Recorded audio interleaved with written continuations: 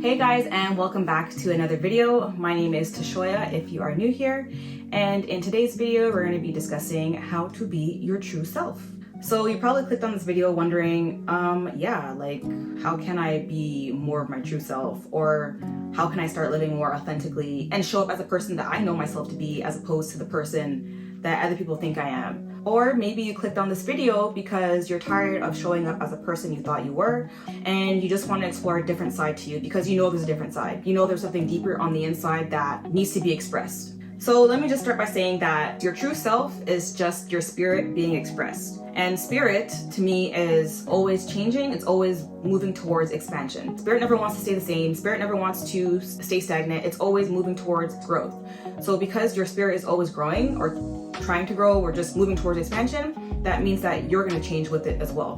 But the problem comes when we don't allow ourselves to express what's really on the inside. That's when we start to live a life where we're feeling unfulfilled, we are feeling not like ourselves, or just unhappy all the time. So in today's video, we're gonna go over some tips to help you start living more authentically. But before we go any further, be sure to hit that subscribe button if you haven't already, so you can be a part of the community and be a part of the conversation if you do want to hear more. So why don't we show up as our true selves? There could be a number of reasons why, but the main reason I think that we don't show up as our true self is because the fear of rejection, not wanting to disappoint others, the fear of change, and feeling unsafe and feeling insecure. So depending on how you were raised, we were taught that certain aspects of ourselves or certain parts of our personality or certain traits that we carry are not favorable. So what do? We either put up a wall, we hide certain parts of ourselves, we wear masks so that way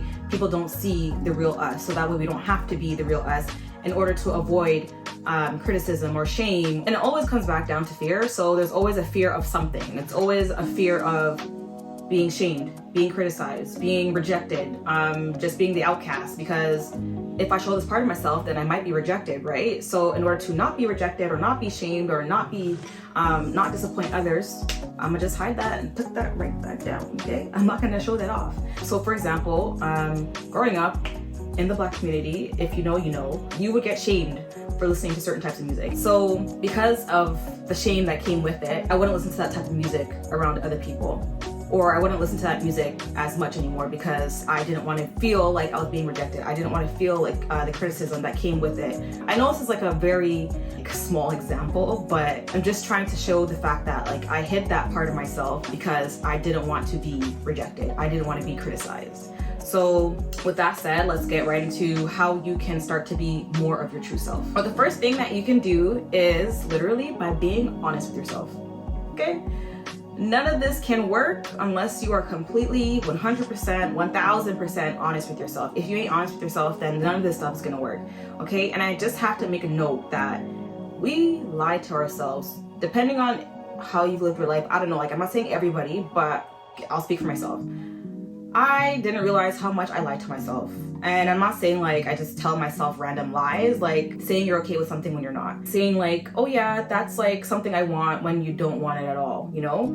So that's what I mean by lying to yourself. So it's imperative that you just start being completely honest with yourself so that way you can start living as your true self and living more authentically, living more fulfilled and more happily.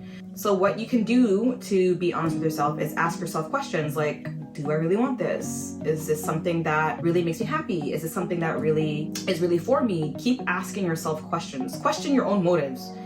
See why you're doing things, because sometimes when you do question yourself, you're just I'm only doing this because for this other person, or I'm only doing this because that's what I was taught. But is what you're taught what you actually want to do? And another method you can start being honest with yourself is through journaling.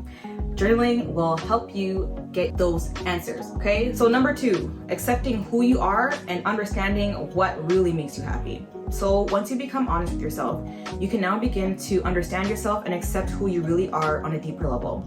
And during this process, it's important to give yourself grace and practice self-compassion, okay? Because this process is very difficult. A lot of the stuff that we unravel about ourselves or reveal to ourselves is stuff that we've been repressing or pushing down or just pushing to the side. So it's understandable that you may not even want to go deeper, but in order to live your true life, you have to set yourself free.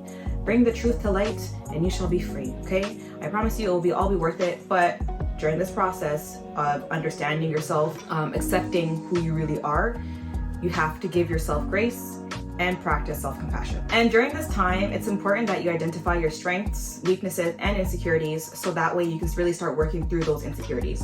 Because sometimes our insecurities can hold us back, and if there's something that you don't like about yourself or you feel insecure about, it's really important that you take the time to work through them and accept whatever it is that you don't like.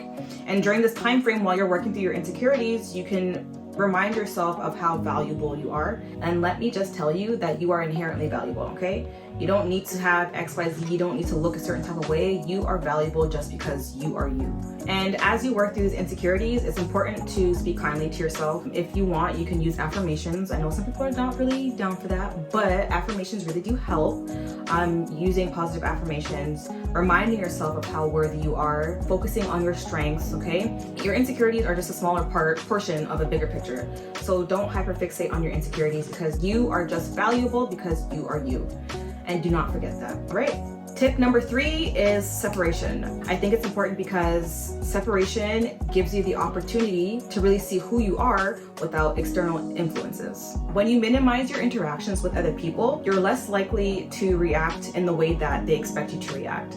And if you're unable to separate yourself from other people or various family members, just try to cultivate more me time so that way you can have a bit more introspection time to see what your thoughts are, to know what you do like, to know what you dislike, to know what it is that you want to start bringing to the surface. For example, you can carve out some time in the morning before everybody wakes up, or even if you, let's say, head to the gym more often or go to a cafe more often, so that way you're not around the same people that you usually hang out with if you are trying to discover who you really are, or if you're trying to let the real you shine. Whatever you do, just try to do your best. Just try to minimize your interactions with the same people over and over again so you can really discover who you are. So tip number 4, set some boundaries, okay? So once you see where you need to make some changes, you can now start to set some boundaries. And your boundaries can be anything that support you along your growth. So the reason why we set boundaries is because sometimes the people that we usually hang out with,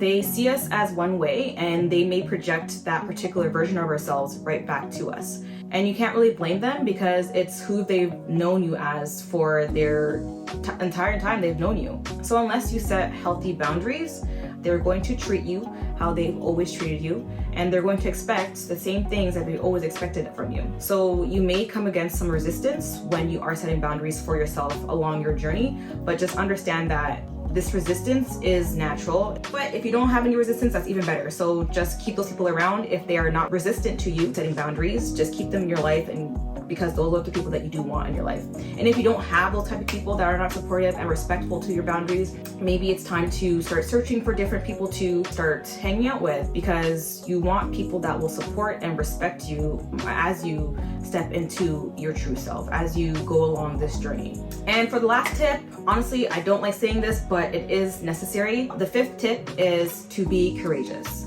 So the reason why I don't like saying it is because I think it's kind of shitty. Yeah, it's kind of shitty that you have to be courageous in order to be yourself. Like, I feel like you should be yourself without any type of fear or repercussions or anything like that. But because of the world we live in and because of how most of us were raised, not saying all of you guys, we're taught to obviously, be a certain type of way, fit in a box, or stick to the social norms. So it takes courage to break out of that. So that's why this tip, be courageous, is here. So you can start being more courageous by acknowledging your fears when they pop up and stepping out of your comfort zone. So when a certain fear comes up, you can start asking yourself, okay, why does this scare me? Is this thought true? If it isn't true, then go for it, right? But if it is true, then start thinking of different ways on how to reframe it, or start thinking of ways that you can overcome that fear. And something you can also do, something I like to do now that actually helps me to overcome my fears, is ask myself, okay, if I don't do this thing, or if I don't act this way, how would it make me feel?